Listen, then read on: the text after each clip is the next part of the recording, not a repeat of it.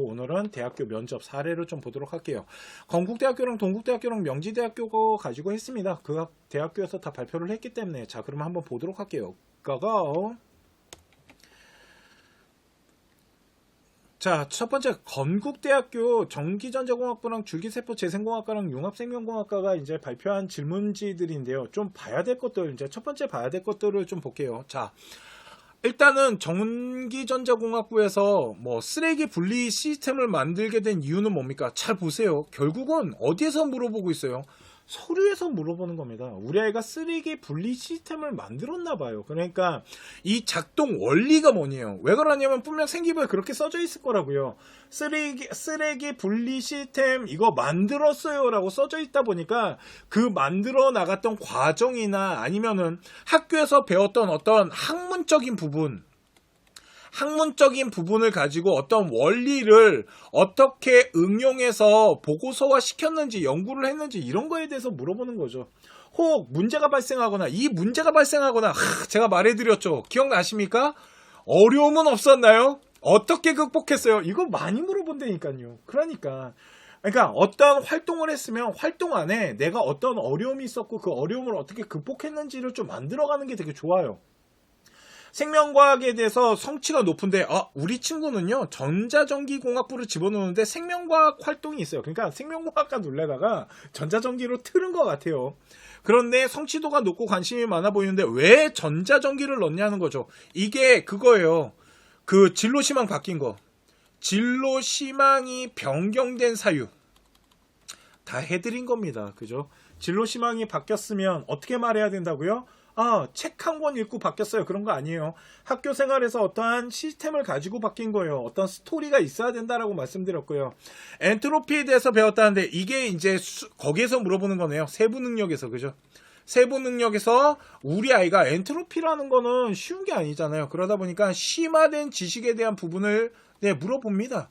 자, 보세요. 제가 이제 컨설팅, 그러니까 처음에 저희가 면접 방송 일부 할 때 말씀드렸죠. 내가 궁금하면 사정관도 궁금할 거라고. 그리고 심화된 지식이 있으면 그 심화된 지식에 대해서 물어볼 거다라고 말해드렸잖아요. 이런 게 다 그런 거다라고 보시면 될 것 같습니다.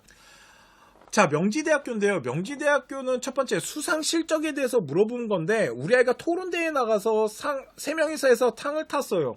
그러니까 대학교에 제공된 건 딱 요만큼만 제공이 된 거예요. 지금 생기부를 통해. 그러니까 질문을 하겠죠. 궁금한 거를. 토론대회 수상해서 토론 주제 뭐였어요? 왜? 주제 자체가 안 써져 있거든. 본인이 어떤 주장을 펼쳤으며 어떤 근거, 논리를 구성할 수 있었나요?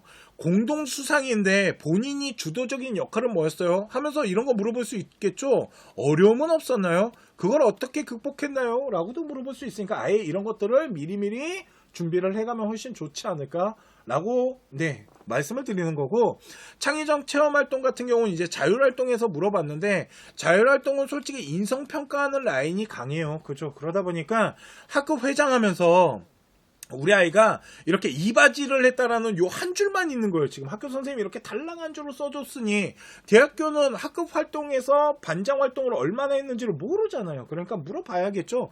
학급 회장으로서 학급에 갈등 상황이 생겼어요. 아이들 간에 이렇게 막 싸웠어.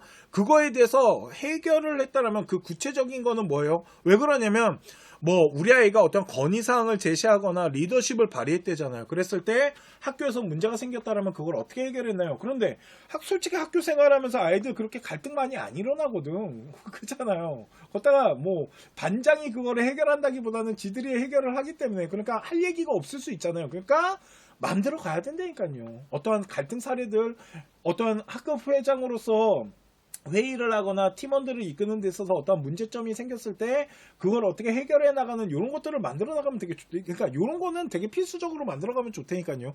건의사항을 제시해서 학교에 이바지했다라는데 그 건의사항 뭐예요? 라고 물어볼 수 있겠죠. 근데 그 건의사항을 되게 솔직히 이게 진짜 건의사항이 어떤 건지 알 수는 없지만 그렇게 막 대단하지는 않을 수도 있어요. 그런데 더 중요한 게 있습니다. 보세요. 건의사항에 대해서 어떤 건의사항이 있었나요? 라는 결과에 대한 질문이지만 우리 아이가 이거에 대해서 동기부터도 말할 수 있지 않을까요? 그러니까 처음에 개요를 짜고 준비를 할 때 동기 부분들, 제가 학교 학생들과의 소통했던 과정들, 내가 아이들에게 조사했던 과정, 이런 걸 통해서 아이들의 의견을 어떻게 수렴했는지를 보여주고 그 수렴한 내용을 통해 갖고 학교의 건의사항을 만들어냈고 그걸 통해서 어떠한 개선점을 찾기 위해서 노력한 과정, 그걸 통해서 어떠한 결과물을 얻어냈는지 이렇게까지도 말할 수 있잖아요. 그죠? 그러니까 건의사항이 무엇입니까? 라고 물어봤을 때 단순하게 건의사항이 어떤 겁니다 라고만 말하지 말고요. 그 건의사항을 만들어 나가던 과정부터 해갖고 건의사항을 학교에다가 제시하고 그거를 개선을 어떻게 노력과정 그걸 통해서 어디까지 발전성을 가져왔는지 여기까지도 다 답변할 수 있을 정도의 라인으로 구성해야 된다. 그런데 보시면 이렇게 달랑 한 줄 갖고 질문을 한다라는 건 정말 수십 가지를 물어볼 수 있다고 수백 가지까지도 물어볼 수 있다라는 거잖아요. 이게. 그러니까 그러면 보세요. 요거를 이제 조금 극복할 수 있는 방법이 뭐냐면 요 학급 회장이 건의사항을 만든 활동이 하나 있다고 칠게요. 뭐 그게 아이들의 뭐 이런 핸드폰 수거에 대한 부분이라고 이제 만들었어요. 하나를. 그런데 만일 뭐 이런 거요. 학교 활동하면서 동아리 활동할 때 혹시 어려운 점 없었나요? 동아리에서 연구를 할 때 아이들이 핸드폰 때문에 실험하는데 집중력이 좀 떨어져서 하면서 요거를 또 활용할 수도 있겠죠. 그러니까 하나의 요렇게 써져 있어서 절대 이게 어떤 과정을 통해서 어떤 결과물을 만들어냈는지 정말로 대학교가 모른다라면 요 과정과 결과를 꼭 여기에다가만 사용할 수 있게끔 하지 말고 좀 여러 군데도 적용해서 사용할 수 있게끔 뭔가를 좀 만들어 놓으면 되게 좋지 않을까요? 이해 가십니까? 그러니까 A라는 질문을 했을 때도 C라는 답이 나오고 B라는 질문을 했을 때도 C라는 답이 나오고 D라는 질문을 했을 때도 C라고 이렇게 좀 공통적으로 사용할 수 있는 답변 하나 정도를 만들어가면 되게 좋아요. 이런 게 네, 면접하는 데 있어서 정말 큰 팁이죠. 하여간.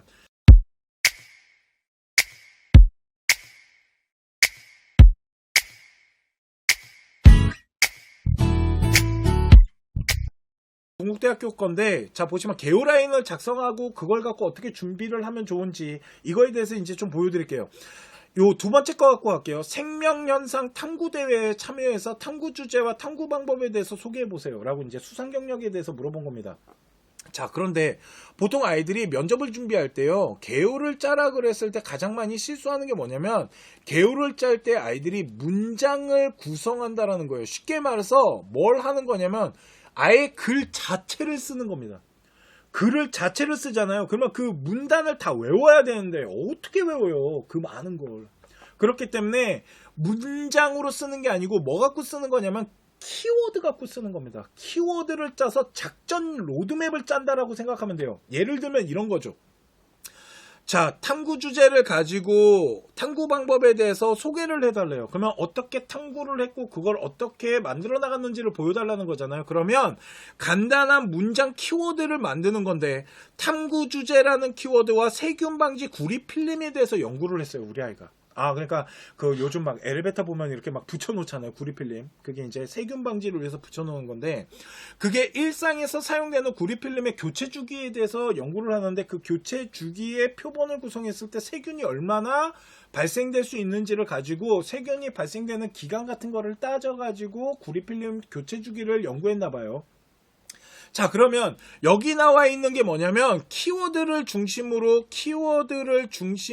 문장을 구성해서 이걸 갖고 이제부터 면접을 볼 수 있게끔 준비를 한 건데 한번 제가 이거를 보고 말해 볼게요.